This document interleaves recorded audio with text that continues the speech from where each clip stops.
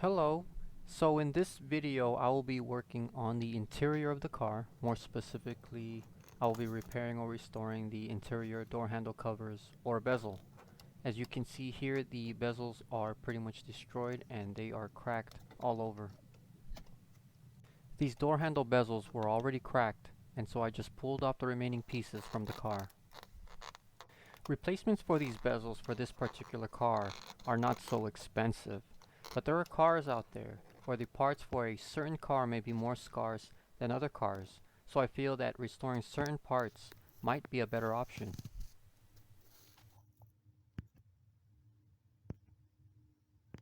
I'm going to start off by using some JB Weld epoxy to glue the pieces together.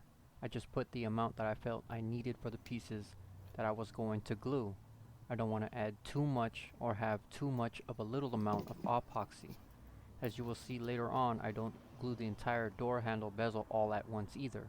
I glue parts and pieces of the handle and then I move on to the next set of pieces.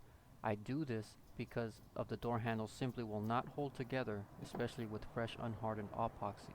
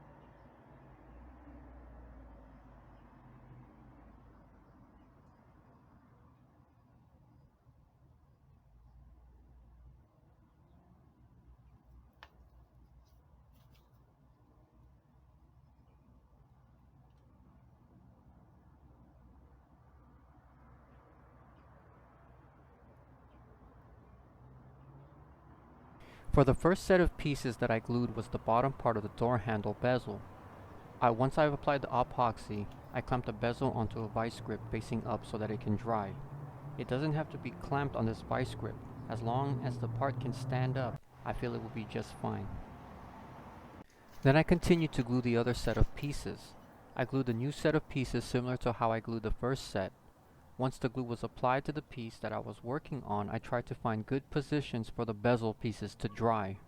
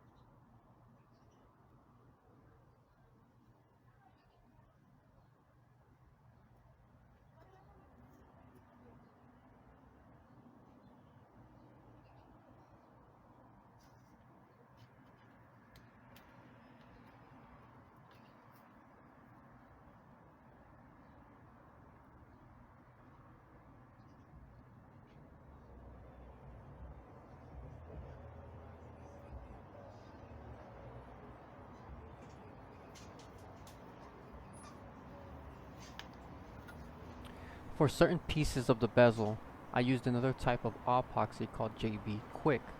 The epoxy is still from JB Weld, but the difference compared to the regular JB Weld epoxy is the drying time. There is also a difference with the holding strength of the glue as well, which JB Quick does have a lesser strength, but I am more concerned with the drying time for this particular situation. I used JB Quick for this situation because the pieces that I was putting together were not a perfect fit for some reason.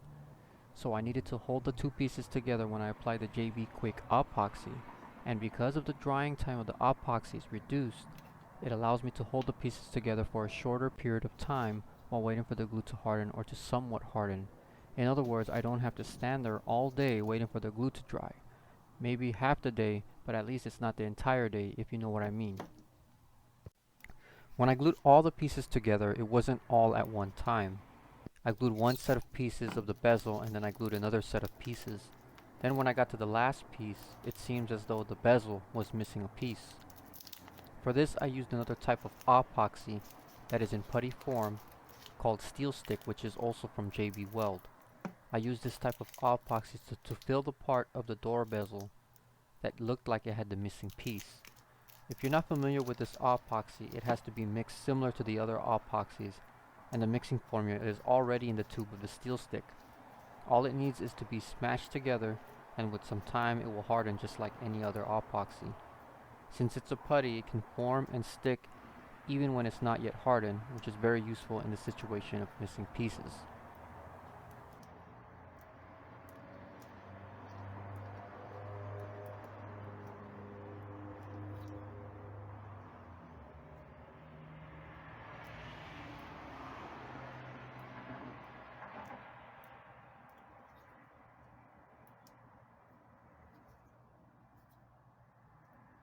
I could have sanded down the bezel from start to finish by hand, but I wanted to use the rotary tool to make it more easier, especially when sanding down the freshly hardened epoxy. As you can see, there was a lot of hardened epoxy sticking out. I did only sand down the epoxy a little bit with using the tool because I will be sanding the rest of the epoxy by hand to make the bezel smooth to paint. When using the tool, I used one of the coarser sanding drums that was included with the tool. I did get the tool from Harbor Freight and it was in a kit. It included a bunch of stuff in the kit and it included the sanding drum wheels as well. When I used one of the drum wheels in the kit, I used one of the coarser ones. I'm not sure exactly of how much the grit is, but I think it might be around 80 to 120 grit. Again, I'm not sure, but it was one of the coarser drum sanding wheels that was included with the kit.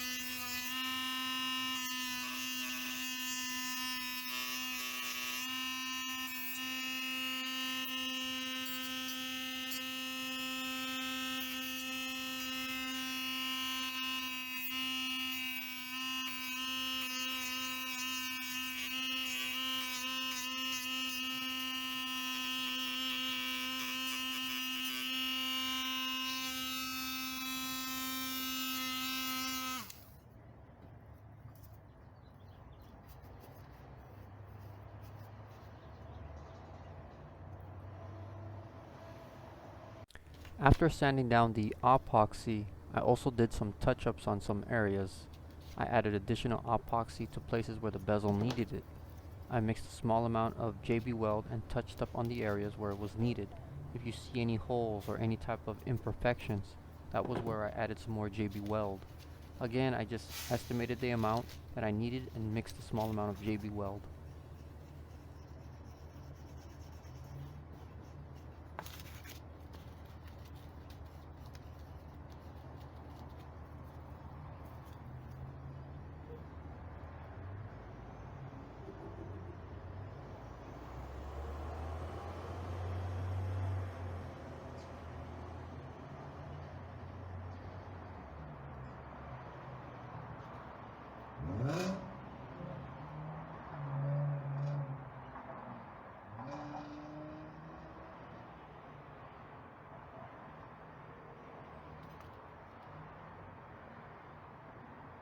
When the touch-ups are done and the glue is dry, I went back to sanding down that additional JB Weld epoxy.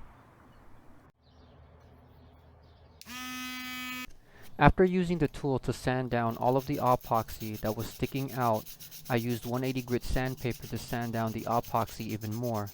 I used the 180 grit sandpaper to sand down the glue to make it flat. I tried to sand down enough so that where I could not feel any bumps along the surface of the bezel. I just want to point out that when using the 180 grit sandpaper, I was only sanding down the epoxy and its surrounding areas. I was not using the 180 grit sandpaper to sand down the entire bezel. To sand down the entire bezel, I used 320 grit sandpaper. I used this sandpaper right before painting the part.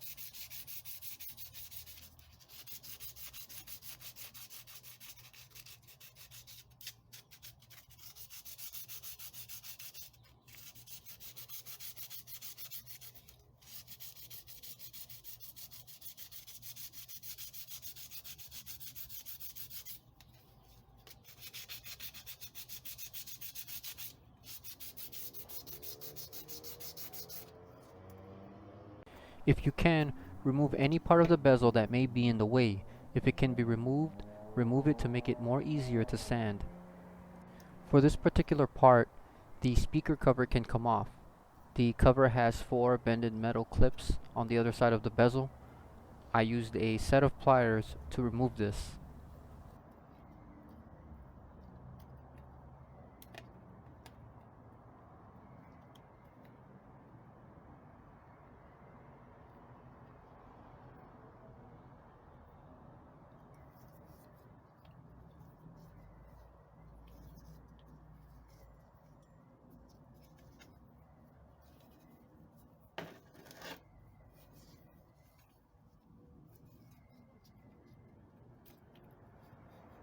Now that the speaker cover is off, I will have more access to sand down the entire bezel. I also will not have to worry about scratching the cover. I sanded down the inside of where the speaker cover was. I just sanded the sides and I didn't worry to sand the inside of where the cover was because I will be placing back the cover after painting the bezel.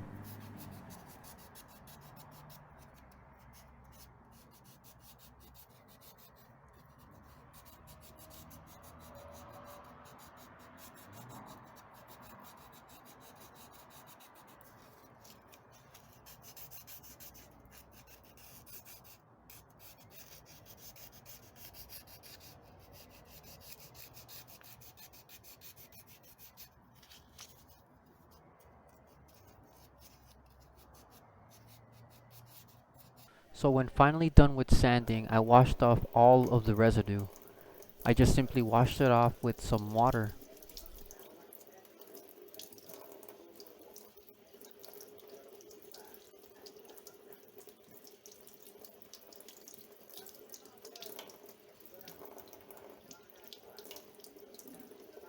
Then I used a paper towel to dry off the bezel. Now it's ready for some paint. I just used this gloss brown color from Rust-Oleum. I didn't do any color matching or anything like that. I just saw what colors were available at the store and just tried to get the color as close as possible. This is nowhere near the original color of the bezel, but I don't mind the color. When painting it, I did about 2 or 3 coats of the gloss brown. I tried to cover the entire bezel with paint. I tried to get the sides and the top of the bezel. I did not paint anything on the other side of the bezel though. I left that part alone. When putting it back on the door, the back side will not be seen anyway. Here is the finished product. It's not perfect, but if you want to make it to where you are satisfied, just keep retouching it and sanding it before painting it. Thank you so much for watching, and I hope that you found this video helpful.